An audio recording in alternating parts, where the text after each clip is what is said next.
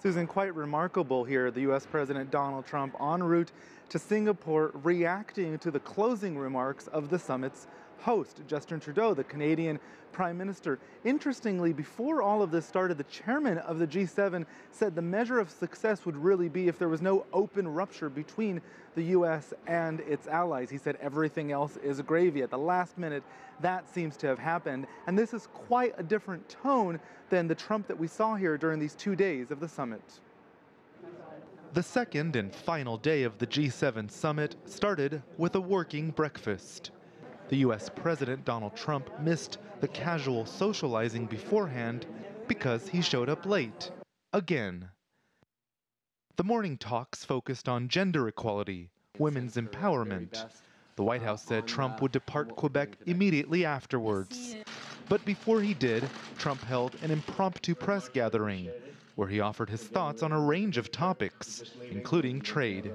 We want and expect other nations to provide fair market access to American exports, and that we will take whatever steps are necessary to protect American industry and workers from unfair foreign trading practices.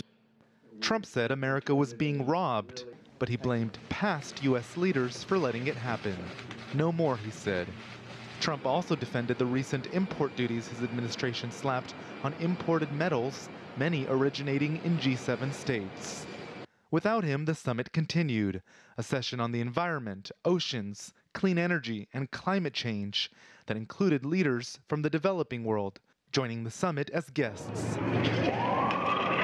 Outside, protesters urged the G7 states, which make up around half of the world's GDP, to focus on economic justice. The rich get richer and the poor getting poorer. They concentrate on themselves and their companies that exist in the U.S. and the United States and Europe, but they protect those companies who are actually already rich. That's the reason why there is no equality. The Canadian host, Prime Minister Justin Trudeau, was determined that this year's gathering be seen as a success, despite public tensions between Trump and other members ahead of the meeting. The President will continue to say what he says at various occasions. What we did this weekend was come together, roll up our sleeves, and figure out consensus language that we could all agree to on a broad range of issues. Trudeau also vowed to impose retaliatory tariffs on the U.S., starting July 1st. Meanwhile, next year's G7 host, French President Emmanuel Macron, said the group remains committed to its core values, with or without the U.S. The G7 enabled us to show the efficiency of a European front, and I think this is very important for Europe to be able to act together. Then it was also an opportunity to lift a number of misunderstandings and strong disagreements on trade to make sure that there were no further disagreements. In the end, in a last-minute twist by tweet, Donald Trump lashed out again.